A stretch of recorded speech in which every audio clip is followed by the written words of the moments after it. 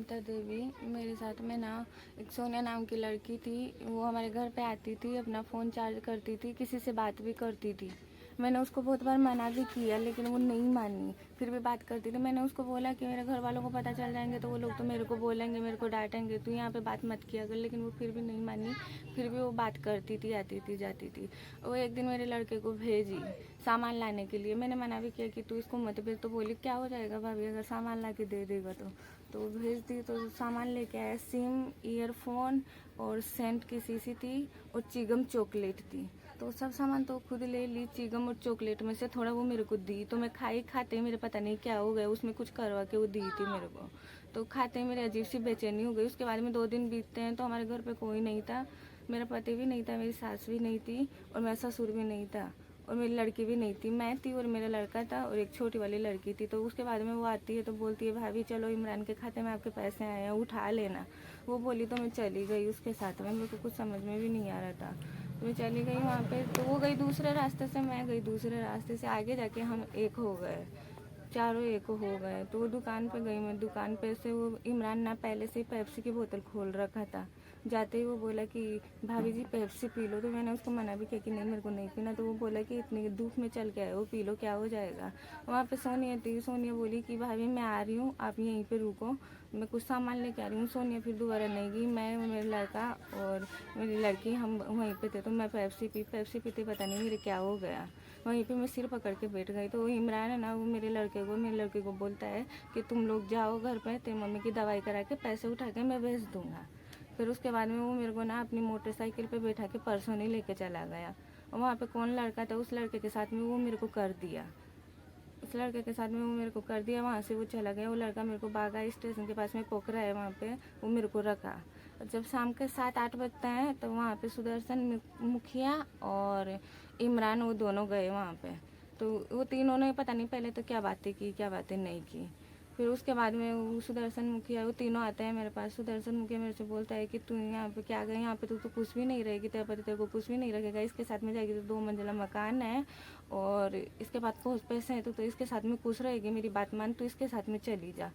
तो मैं बोली नहीं मेरे को नहीं जाना। तो मेरे पास पर्स था, मेरे पर्स में पैसे थे 1,60,000 रुपये। 80,000 का मेरे पास 80,000 का गहना था, मैं पहन रखी थी।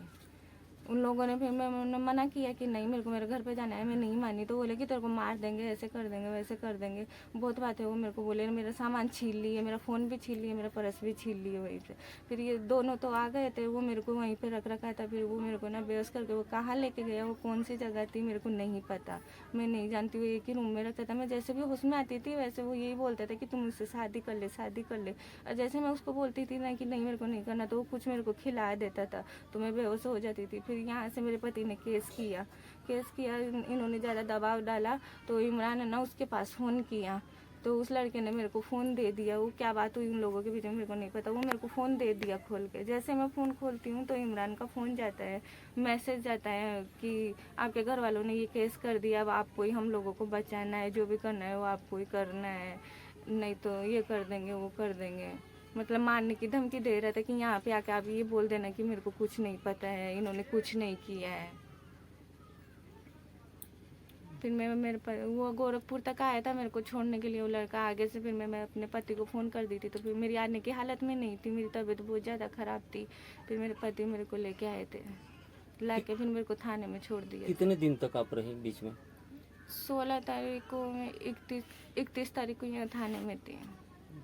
आपके साथ 16 तारीख को निकली थी मैं। आपके साथ में भी कुछ हुआ था नहीं, वहाँ पे?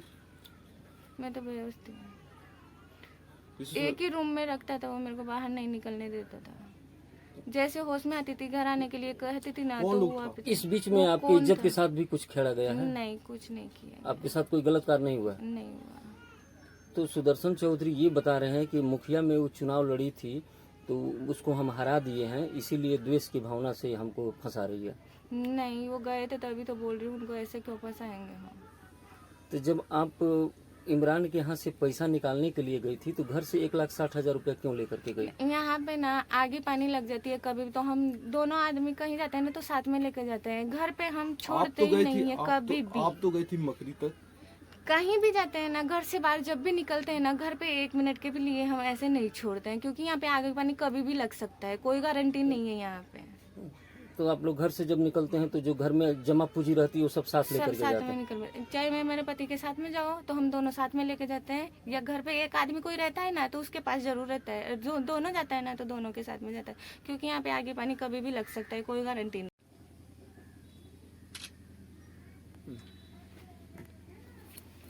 सर हमारा पत्नी जो हमारे घर से फरार हुई थी वो आ गई अपने आप फ़ोन करके। हमने 16 तारीख को हमारा पत्नी यहाँ से भागी थी, उसके बारे में मैंने थाना में रिपोर्ट किया था। वो इब्राहिम के पास और सोनिया कुमारी को मैं वहाँ रिपोर्ट किया था, उन्होंने कार्रवाई नहीं किया। हमने बागहा में जाकर दरखास्त डाला था एसपी के पास में, वहाँ से सूचना मिला, इन लोगों के पास दबाव डाला तो ये लोग फ़ोन किया। हमारे पत्नी के साथ में जो गया था उसके पास वो फ़ोन किया, वो फ़ोन ने हमारा पत्नी को दिया कि ऐसे ऐसे बात है, तो अपने घर पर बात कर लो। वो बात करके हमारे पास आ गई। वो बहुत मजबूर है सर, उसमें कोई गलती नहीं है, गलती सारा इन्हीं लोग का है जिस पर हमें एफआईआर दर्ज किया है। कौन कौन लोग हैं? वो इसमें पहले हम दर्ज किया था इब्राहिम अंसारी पे और सोनिया कुमारी पे। हमारे लड़के ने बयान दिया था, उस स्तर से मैं उसको एफआईआर किया था। उसके बाद में हमारी पत्नी आई, उसने बयान इसमें 3 आदमी का बता रही है, 3 आदमी में हमारे साथ ऐसे ऐसे किया है, और चौथा आदमी वो कौन ले गया है, कहाँ ले गया है, ये मेरे को मालूम नहीं। 3 लोगों में कौन कौन लोग हैं? वो 3 लोग में है इब्राहिम अंसारी और सोनी कुमारी सुदर्शन मुखिया। वो हमारा पत्नी ये बयान सब दे रही है, कोर्ट से लेकर थाना से लेकर हर एक जगह अपने आप। बस यही बात है सर। अब थाना में आवेदन देने के बाद कितना दिन बाद कार्रवाई हुई? थाना में आवेदन देने के बाद हमने 16 तारीख को आवेदन दिया था, उस पर कोई कार्रवाई नहीं हुआ। फिर हमने 21 तारीख को आवेदन दिया, उस पर भी कोई कार्रवाई नहीं हुआ। फिर हमने जाकर एसबी के पास हमने जाकर वहाँ आवेदन डाला। एसबी ने उसको फ़ोन किया, धा धूप किया, तो उन लोग मजबूर हुआ, जिस पर हम केस किया था वो लोग फ़ोन किया वहाँ पर। तब हमारा पत्नी ने हमारे पास फ़ोन किया, वो लोग फ्री छोड़ा तो फ़ोन किया। वो हमारी पत्नी हम बोला कि हम आ रहे हैं, तो हमारी पत्नी उस टाइम बहुत बेबस थी, दूसरे आदमी के हाथ में थी, वो आने वाला नहीं थी। वो बोल रही है कि हम यहाँ तक आ जाएंगे, आप यहाँ तक आ जाओ। वो गोरखपुर से छोड़कर चला गया, गोरखपुर वाले बस में बैठा दिया चौतरवा आने के लिए। हम यहाँ से पड़ावना गया, उसको बहुत तबीयत खराब था, हम वहाँ से जाकर पड़ावना से ले आया सर। थाना में सब सूचना देने के बाद में हम गया था कि ऐसे ऐसे बात है। आपका नाम? हमारा नाम सर सुरेंद्र शाह पड़ी।